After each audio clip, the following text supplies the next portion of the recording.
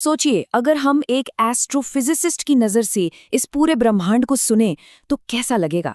हम अपने बड़े बड़े रेडियो टेलीस्कोप्स को डीप स्पेस की तरफ मोड़ते हैं, उन आवाज़ों को कैप्चर करने के लिए जो अरबों साल पुरानी हैं।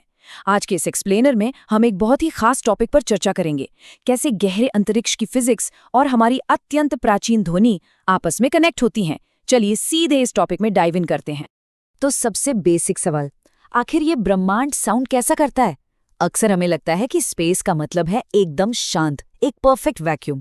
लेकिन सच कहूं तो ऐसा बिल्कुल नहीं है। जब नासा जैसी स्पेस एजेंसीज ने डीप स्पेस, तारों और प्लैनेट से आने वाली रेडियो वेव्स को ऑडियो में कन्वर्ट किया, तो वहां पिन ड्रॉप साइलेंस नहीं मिला, बल्कि वहां मिला एक लो फ्रीक्वेंसी हम, एक लगातार गूंजता हुआ साउंड, ब्रह्मांड का अपना एक संगीत जो हर जगह और हमेशा मौजूद है। साइंस की भाषा में इस कंटिन्यूअस गूंज को कॉस्मिक माइक्रोवेव बैकग्राउंड या शॉर्ट में सीएमबी कहा जाता है। ये कोई रैंडम नॉइज नहीं है, ये असल में उस बहुत बड़े धमाके का इको है जिसे हम बिग बैंग कहते हैं। जब अचानक से स्पेस और टाइम का जन्म हुआ तो उस मैसिव एनर्जी एक्सप्लोजन ने पूरे ब्रह्मांड में वाइब्रेशंस पैदा किए। आज हमारे इंस्ट्रूमेंट्स जो पकड़ते हैं वो यूनिवर्स की उसी पहली सांस की बची हुई गूंज है जो आज भी गूंज रही है। अब यहाँ मॉडर्न साइंस और एंशिएंट नॉलेज का जो कनेक्शन बनता है ना, वो लिटरली माइंड ब्लोइंग है। एक तरफ साइंस कहती है कि बिग बैंग ने स्पेस टाइम में वेव्स बनाई, और दूसरी तरफ हमारे उपनिषद बिल्कुल यही बात कहते हैं। उपनिषदों में सृष्टि की शुरुआत को प्रथम कंपन यानी फर्स्ट कॉस्मिक वाइब्रेशन कहा गया है। क्या ये कमाल की बात नहीं है कि आज का एडवांस टेलीस्कोप डेटा और हजारों साल पुराने दार्शनिक ग्रंथ बिल्कुल एक ही बात कर रहे हैं। दोनों ही मानते हैं कि सब कुछ एक सूक्ष्म कंपन से शुरू हुआ। सोचिए, रेडियो टेलीस्कोप्स के आने से हजारों साल पहले इंडियन सेजेस यानी ऋषियों ने डीप मेडिटेशन में इसी कॉस्मिक गूंज को फील कर लिया था। उन्होंने इस वाइब्रेशन को अनाहत नाद का नाम दिया। अनाहत यानी वो साउंड जो बिना किसी चीज के टकराए पैदा होता है, एक अनस्ट्रक कंटिन्यूअस कॉस्मिक साउंड। और इसी गूंज को उन्होंने एक शब्द में पिरोया, ओम। जो आज हम बाहरी स्पेस में नाप रहे हैं, उन्होंने वो सब अपने भीतर ही महसूस कर लिया था।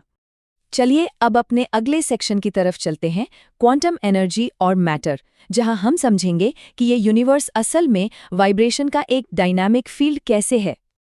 अब इस वास्ट कॉस्मॉस से जरा माइक्रोस्कोपिक लेवल पर आते हैं। क्वांटम फिजिक्स कहती है कि किसी भी सॉलिड दिखने वाले मैटर के सबसे डीप लेवल पर कुछ भी ठोस नहीं है, सब कुछ बस डायनामिक एनर्जी और वाइब्रेशन है। और दूसरी तरफ वेदों का नाद ब्रह्म कॉन्सेप्ट देखिए। इसके अनुसार ये पूरी सृष्टि नाद यानी साउंड से ही पैदा हुई है। यानी मॉडर्न क्वांटम थ्योरी और वैदिक कॉन्सेप्ट्स दोनों मानते हैं कि मैटर स्टैटिक नहीं है, बल्कि कंटिन्यूअस डायनामिक एनर्जी का खेल है। आगे बढ़ते हैं हमारे नेक्स्ट सेगमेंट पर, ब्रह्मांडीय चक्र की संरचना।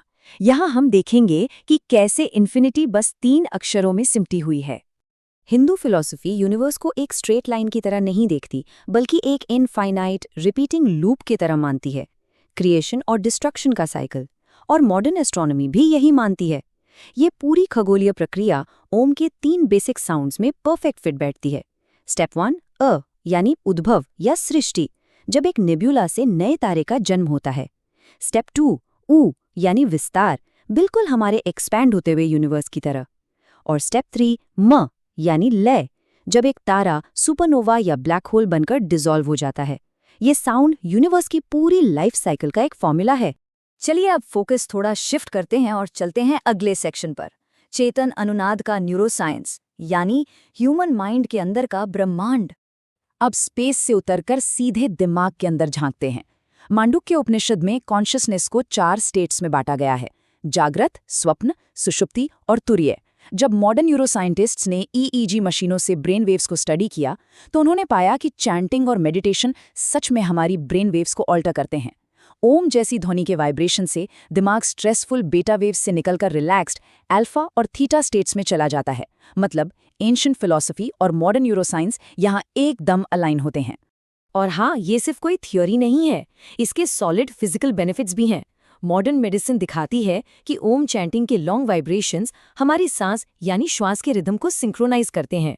जैसे अगर एक लंबी सांस लेकर धीरे धीरे म साउंड निकाला जाए,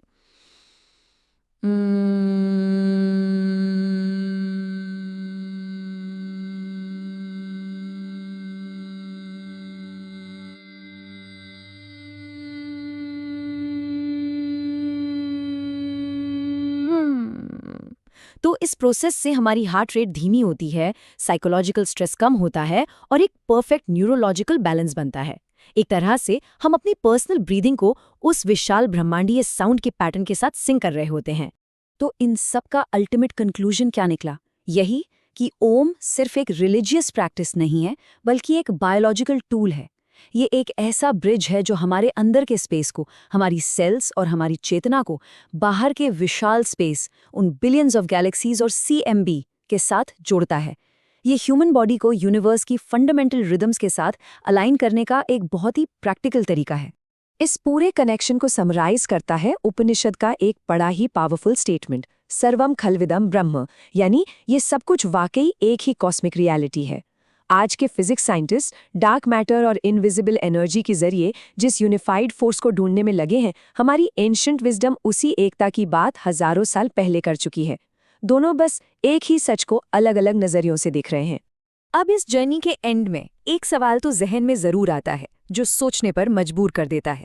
अगर हमारे सबसे एडवांस्ड रेडियो टेलीस्कोप्स और हमारे सबसे पुराने मंत्र दोनों एक ही इन्फिनाइट स्पेस, एक ही आदि ध्वनि की तरफ इशारा कर रहे हैं, तो इसका मतलब क्या है? क्या ह्यूमैनिटी सिर्फ यूनिवर्स को बाहर से ऑब्जर्व कर रही है, या फिर ये यूनिवर्स ह्यूमैनिटी के जरिए खुद को ही जानने और समझने की कोशिश कर रहा है? इस डीप और प्रोवोकेटिव थॉट के साथ ही इस एक्सप्लेनर को यही खत्म करते हैं। इस चर्चा से जुड़ने के लिए बहुत बहुत शुक्रिया।